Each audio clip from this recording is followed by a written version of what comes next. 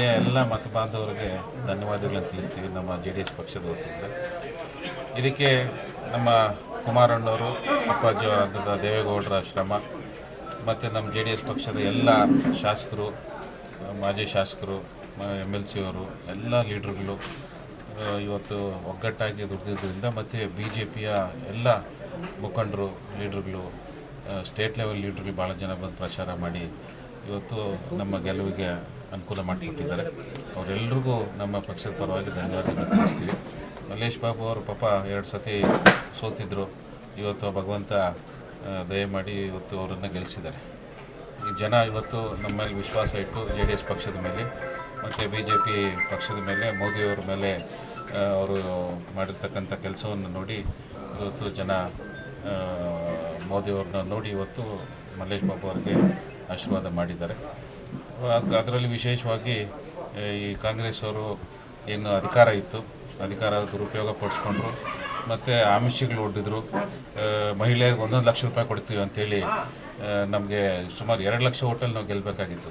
ಇವತ್ತೇನಾಗಿದೆ, ಮಹಿಳೆಯರಿಗೆ ಎಲ್ಲೋ ಒಂದು ಕಡೆ ಹಿಂದೆ ಹೇಳಿದ್ದು ಮಾತು ನಡ್ಕೊಂಡ್ರು, ಈಗಲೂ ನಡ್ಕೊತಾರೇನೋ, ನಮ್ಗೆ 1 ಲಕ್ಷ ರೂಪಾಯಿ ಬಂದ್ಬಿಡ್ತದೇನೋ, ಎಲೆಕ್ಷನ್ ಮುಗಿದ ತಕ್ಷಣ 4ನೇ ತಾರೀಕಿಗೆ 1 ಲಕ್ಷ ಬಂದ್ಬಿಡ್ತದೆ ಅಂತೇಳಿ ಭಾಳ ಜನ ಎಲ್ಲ ಒಳಗೆಲೆ ಹೆಣ್ಮಕ್ಳನ್ನೆಲ್ಲನೂ ದಾರಿ ತಪ್ಪಿಸಿದ್ದಾರೆ. ಅವ್ರಿಗೆ ಇವತ್ತು ಮಿಸ್ಗೈಡ್ ಮಾಡಿ ಓಟ್ ಹಾಕ್ಸ್ಕೊಂಡಿದ್ದಾರೆ. ಅದು ಭಾಳ ದಿವಸ ನಡೆಯಲ್ಲ, ಎಲ್ರಿಗೂ ಈಗ ಅರ್ಥ ಆಗಿದೆ. ಇವತ್ತು ಅಭಿವೃದ್ಧಿಯನ್ನು ಕಾಣ್ತಾ ಇದ್ದಾರೆ. ರೈತರಿಗೆ ಆಗಿರ್ತಕ್ಕಂಥ ಕಷ್ಟಗಳು, ಅಭಿವೃದ್ಧಿ ಇಲ್ಲದೆ ಇರ್ತಕ್ಕಂಥದ್ದು, ಬರೀ ಸರ್ಕಾರ ಇದೆ ಅಷ್ಟೇ, ಅಭಿವೃದ್ಧಿ ಏನೂ ಕಾಣಲಿಲ್ಲ. ಹಾಗಾಗಿ ಜನ ಬದಲಾವಣೆ ಬಯಸಿದ್ದಾರೆ. ಇವತ್ತೇನು ಅವ್ರು 20 ಸೀಟು ಗೆಲ್ತೀನಿ ಅಂತ ಹೇಳಿದ್ದು 9 ಸೀಟಿಗೆ ಬಂದಿದೆ. ಅದು ಅವರ ಆಮಿಷಗಳು ಮತ್ತು ಅವರ ಅಧಿಕಾರನ ದುರುಪಯೋಗ ಪಡಿಸ್ಕೊಂಡು 1 ಸೀಟ್ ಗೆದ್ದಿದ್ದಾರೆ. ಇವತ್ತು ನಿಜವಾಗ್ಲೂ ಜನ ಸೆಂಟ್ರಲಲ್ಲಿ ಮೋದಿಯವರು ಮತ್ತೆ ಪ್ರಧಾನಮಂತ್ರಿಗಳಾಗಬೇಕು, ಮಲ್ಲೇಶ್ ಅವರು ಇಲ್ಲಿ ಪಾಪ 2 ಸತಿ ಸೋತಿರೋರು ಅವ್ರ ಅಧಿಕಾರಕ್ಕೆ ಬರಲಿ, ಒಬ್ಬ ವಿದ್ಯಾವಂತ, ಅವ್ರ ತಂದೆ IAS ಆಫೀಸರ್ ಆಗಿದ್ದವರು, ಅವ್ರ ತಾಯಿ ಪಾಪ 2 ಸತಿ ಜಿಲ್ಲಾ ಪರಿಷತ್ ಅಧ್ಯಕ್ಷರಾಗಿ ಒಳ್ಳೆಯ ಹೆಸರನ್ನು ಮಾಡಿದ್ದಾರೆ. ಅದನ್ನೆಲ್ಲ ನೋಡಿ ಪಾಪ ಜನ ಆಶೀರ್ವಾದ ಮಾಡಿದ್ದಾರೆ. ಮುಂದಿನ ದಿನಗಳಲ್ಲಿ ಈ ಜಿಲ್ಲೆಗೆ ಒಳ್ಳೆಯದಾಗಲಿ, ನೀರಾವರಿ ಯೋಜನೆಗಳಿಗೆ ಮಲ್ಲೇಶ್ ಬಾಬು ಅವರು ಎಲ್ಲ ರೀತಿಯ ಪ್ರಯತ್ನ ಪಡ್ತಾರೆ. ಕುಮಾರಣ್ಣವರು ಸೆಂಟ್ರಲಲ್ಲಿ ಒಳ್ಳೆಯ ಅಗ್ರಿಕಲ್ಚರ್ ಮಿನಿಸ್ಟರ್ ಆಗ್ಬೋದು ಅನ್ನೋ ಒಂದು ಆಸೆ ನಮಗಿದೆ. ಆದರೆ ಇವತ್ತು ಇಡೀ ರಾಜ್ಯಕ್ಕೆ ಒಳ್ಳೆಯದಾಗ್ತದೆ. ಕುಮಾರಣ್ಣವರು ಅತಿ ಹೆಚ್ಚು ಮತಗಳಿಂದ ಗೆದ್ದಿದ್ದಾರೆ. ನಮ್ಮ ಡಾಕ್ಟರ್ ಮಂಜುನಾಥ್ ಅವರು ಸಹ ಜನ ಸೇವೆಗೆ ಒಂದು ಪ್ರಾತಿನಿಧ್ಯ, ಅದು ಇಂಪಾರ್ಟೆನ್ಸ್ ಇದೆ ಅನ್ನೋದು ನಮಗೆ ಗೊತ್ತಾಯಿತು. ಯಾಕಂದರೆ ಅವರ ಸೇವೆ, ಅವ್ರು ಏನು ಒಬ್ಬ ರಾಜಕಾರಣಿನೂ ಅಲ್ಲ, ಯಾರ ಜೊತೆನೂ ಟಚ್ನಲ್ಲೂ ಇಲ್ಲ, ಯಾವತ್ತೂ ಯಾರಿಗೇನು ಇದು ಮಾಡಿಲ್ಲ. ಅಂದರೆ ಅವರು ಮಾಡಿರ್ತಕ್ಕಂಥ ಕರ್ತವ್ಯನ ನಿಷ್ಠೆಯಿಂದ ಮಾಡಿದ್ದಾರೆ. ಅದನ್ನು ನೋಡಿ ಇವತ್ತು ಜನ, ಸರ್ಕಾರ ಇದ್ದರೂ ಅವ್ರದ್ದು ಎಲ್ಲ ದಬ್ಬಾಳಿಕೆ ಇದ್ರೂ ಅವರನ್ನು 1,40,000 ಮತಗಳಿಂದ ಗೆಲ್ಲಿಸಿದ್ದಾರೆ. ಅವ್ರಿಗೆ ಪಾಪ ರಾಜಕೀಯದ ಬ್ಯಾಕ್ಗ್ರೌಂಡೇ ಇಲ್ಲ ಅಂಥವ್ರನ್ನ ಇವತ್ತು ಸೇವೆಯನ್ನು ಗುರುತಿಸಿ ಇವತ್ತು ಜನ ವೋಟ್ ಮಾಡಿದ್ದಾರೆ. ಅದರಿಂದ ಮುಂದಿನ ದಿನಗಳಲ್ಲಿ ರಾಜ್ಯಕ್ಕೆ ಒಳ್ಳೇದಾಗ್ತದೆ ಅನ್ನೋ ನಂಬಿಕೆ ನಮಗಿದೆ.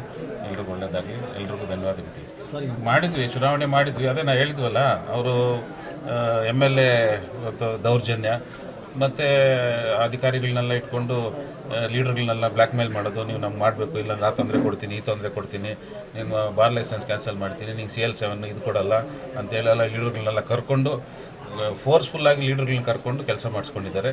ಅಧಿಕಾರ ಇದೆ, ಸರ್ಕಾರ ಇದೆ ಅಂಥೇಳಿ. ಅದು ಭಾಳ ದಿವಸ ನಡೆಯಲ್ಲ.